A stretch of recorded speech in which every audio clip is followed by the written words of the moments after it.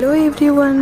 मो श्री आपण मानक मो चैनल रे बहुत बहुत स्वागत। आज ये रेसिपी नाटा जह्नी खुर्मा बनवाई कि तेल में पान मधुरी साथ कला जीरा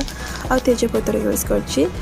दुईटी बड़ साइज्र आलू को क्यूब साइज काटिक यूज कर जह्नी यूज कर जह्नी बड़ बड़ साइज्र काटी जेहेतु जह्नी बहुत ही कषि थिला जह्नी साथ मुझे लुण और हलदी यूज कर भाजवाई जह्नी आलू 30 ରୁ 40% भजावाई आम छाड़ीदे जह्नी आलू सीझा भितर आम चलते कर मसला बनवाई कि मुझे 5 ରୁ 10ଟି काजू यूज कर दुईटी बड़ साइज्र टमाटो यूज कर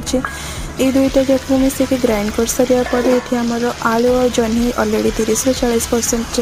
फ्राए हो सारा यहाँ गोटे सेपरेट बर्तन में आम रखीदे बाकी से कड़े यूज कर जो कड़े में मुझे जह्नी और आलू भाजली 2 स्पून ऑयल दे सारापर ग्रेटेड कर रखी अदा को पकई आम जोटा ग्राइंड करते काजू और टमाटर ताकू भी देदेचे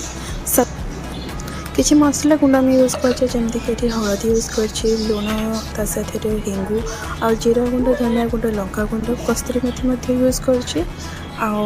गरम मसला जगह मुझे केवल डालचीनी गुंड ही यूज कर चाहिए गरम मसला यूज करें आमर मसला टी सीझी आसला